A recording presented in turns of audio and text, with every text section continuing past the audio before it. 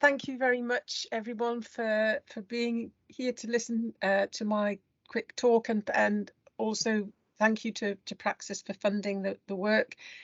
It was actually a project that we tried to start in 2019, and it got off to quite a hesitant start because it was quite hard to recruit to the project. And so I was sort of very appreciative of the flexibility which enabled me to carry on into sort of later academic years.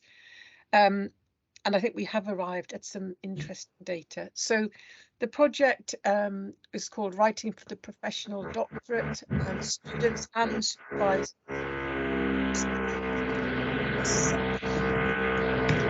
Somebody got a camera, a microphone on. I'm getting a sort of sound of somebody doing a pneumatic drill. Yes, yeah, sorry, I assumed that was you. No, it's not. Hopefully It's the not mic coming is from off. me. Okay, try carrying on, Okay, Jackie. thank you. Okay, so the aims of the project really were to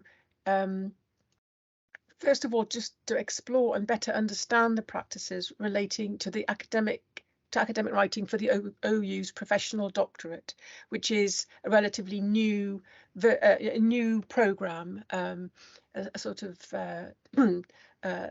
it was relaunched in 2019, and so it was a good point really to take stock and to find out really what was happening in relation to academic writing for the professional doctorate. And it was important to look at the perspectives of students and of their supervisors. And then there was the aim of hopefully developing and improving the professional doctorate program in the future, and eventually when the research has been developed further, maybe to inform professional doctorate education more widely, perhaps through publication.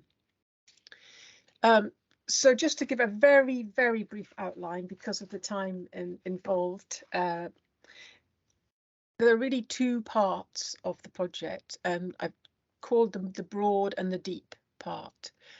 So the first part, the broad part, was based around the analysis of assignment, commentary and feedback forms for the formative assessments of in year one, which are assignments 1 and 2.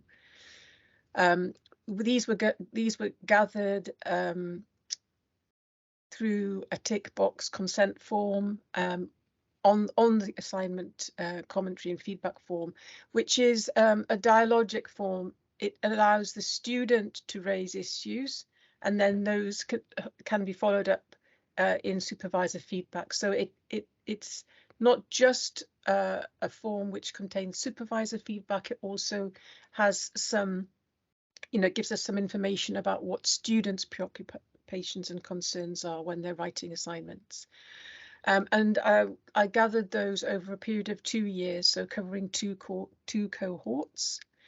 And then the other part of the project was to go more in depth and to gather a greater range of data sources, which were focusing on the practices of individual students and their supervisors. I originally had hoped that I would be able to get 4 students and 4 supervisors, but it ended up being 2 students and 2 supervisors. And it had this aspect of the project had an ethnographic orientation, looking at trying to look at these experiences in a holistic way, using assignments, feedback on those assignments, and conducting interviews and observations of supervision. So the research questions overall, there were 4 research questions. One was a very open, broad, empirical question about how writing figures in supervisory pedagogy and practices encountered by students in the first year of the OU's professional doctorate program. How does writing come up, and how is it brought up, and encountered by supervisors and students. And then to focus more specifically on what perspectives and approaches supervisors were adopting around their students' writing in the first year of the programme, and then to look more closely at students' own experience as academic writers in their first year of study. And finally, to think about what the consequences are, might be of what we found out. And I should say that, I mean, I conducted the empirical work. It was very much a sort of, in that sense, a lone project, but I was supported with a steering group made up of Inma Alvarez, Philippa Waterhouse, and Paola Trimarco, who were a really good project steering group for me. So I'm not going to go into much more depth about how I carried out the project, but I'm just going to try to focus on some findings.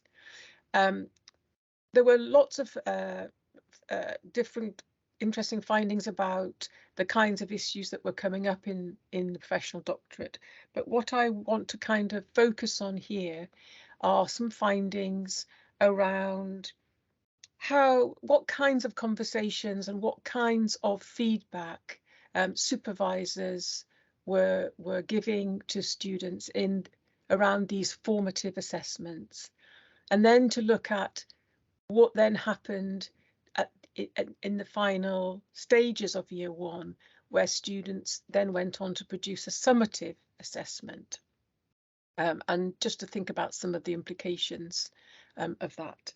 So I've tried to summarize findings in a sort of pictorial way, to try and just to make it brief. So one of the key findings, if I to use a metaphor, one of the key findings was that the kind of feedback that supervisors were giving to students was really quite amazingly good in many ways. They were offering abundant encouragement, support, offering writing strategies. They were empathizing with students, and they were working really hard in their feedback to make students feel reassured that there was plenty of time to get the tricky issues right, particularly around the writing, the structuring of writing, and so on. And criticality. So the overall message, if you like, it came out of the feedback, the discourse was one of a shared journey. Very much, you know, the supervisor and the student. I mean, I tried to get a photograph of two people walking side by side, but you don't tend to do that on a country path. So you can decide for yourselves which one is the supervisor and which one is the student in this case. But essentially a journey that was shared, and with the supervisor, you know, showing a lot of solidarity. It's a shared endeavour. We can do it. Plenty of time, and the professional doctorate itself is somewhat in the distance, a far off destination, and that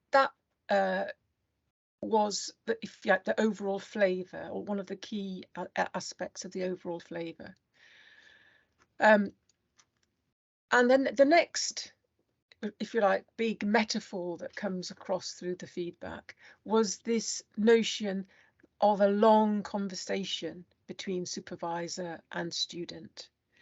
And this was evident in all sorts of ways. It felt like a conversation between respected equals. There was a lot of demonstration that supervisors were showing a genuine engagement and interest in learning from their students. You know, I've never thought of that. That was really intriguing. And the other thing that happened was that the supervisors went to great lengths in their feedback to soften criticisms about weaknesses in writing. And I think overall it was fair to say that sometimes writing issues and challenges were somewhat played down in the feedback for very good reasons. You know, it was clear to see that there were very good reasons for that. It was very much about trying to build people's confidence, and not placing too much emphasis on technicalities of writing. So, for example, this comment here, the idea that there were a few things in the wrong place, maybe, is a sort of typical hedged comment there. So those are the sort of overarching, if you like, discourses of feedback on the formative assessments. However, when students came to getting their summative assessment back, which was the third assignment in the year, and which is a gatekeeping assignment, you have to pass it in order to get through to the second year of the professional doctorate programme, there was a very different feeling. So this is material gained from a couple of the case studies I did, student supervisor pairs. One student described the feeling that they had when they read the feedback they got from their anonymous summative assessor for year one. It feels like I'm back in secondary school going, well, what does this teacher like? That's how it's making me feel. I must have read this assignment 20 times. I knew it off by heart. Then what she said, that was just there was no knowledge on the student's part of who the assessor was. This suggests a lack of care. And I thought, outrageous, how dare you? So there was a real crash and a real crunch when it came to receiving feedback on the summative assessment. And the other student, interestingly, who had done well in assignment 3, still, her supervisor reported that she had actually cried when she got the feedback back, and she was really upset about it. And this is a student who'd gained a clear pass. So there was an issue, I think, here, which is interesting to explore further. So I don't know if people are aware of the of what a ha-ha is. This photograph kind of illustrates it. It looks as though there's level ground here. At first glance, you just think you're stepping over a tiny little brick wall, and you're going to walk straight across to the lovely trees beyond. But, and you know, you could say ha ha is there's a bit of a taunt there. In fact, this is a ditch, and it's deliberately hidden because the idea of the ha ha was that you were able to look out at the countryside from your country estate without the interrupting view of a wall or a fence. And so it was deliberately designed to keep the sheep out, but not to interrupt the view. So just to unpack that a little bit further, I've taken inspiration from the Wells PGR conference, where we were given permission to be creative without any artistic talent. So this is my attempt to demonstrate what I think was happening in terms of the discourses of feedback on a professional doctorate year one. There's the companionship, there's the two people walking, they're looking at the hills beyond, there's lots of encouragement, there's lots of enthusiasm, optimism, and there's plenty of time to get it right. But actually, what was also coming up, which was less evident, if you like, and less to the fore, was a summative assessment, a gatekeeping assessment, anonymously marked, which was characterized by a much less human and more critical type of feedback, which positioned the doctoral researcher as a student again.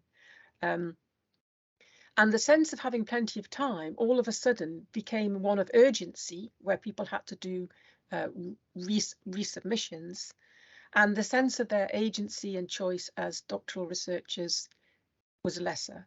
So you have here the long road ahead, which is all very well, but you also have a shorter term obstacle, the year one summative assessment. And the conversation between supervisors and students isn't necessarily taking full account of this potential for a broken ankle or a very unfortunate slip up at the point at where the year one assessment happens. So coming from that, the recommendations, again, this is probably more detail than we have time to unpack, but one was to include more text-focused supervisory pedagogies, which address writing head-on in supervisions. So trying not to play down issues around writing, which might come up in the year one assessment and which might actually result in a student not doing as well as they were expecting. More signposting by supervisors to writing development support that is available for postgraduate researchers at the OU. Training for anonymous markers. They need to understand that the way in which feedback is framed can have a massive emotional impact on students. And maybe a reconsideration of the year one assessment arrangements. And I'd like to do some further research with a larger number of participants and a larger number of assignments, including feedback on the summative assessments in greater depth. And the full report is available on the Scholarship Exchange if anyone is interested. Thank you. That's me finished.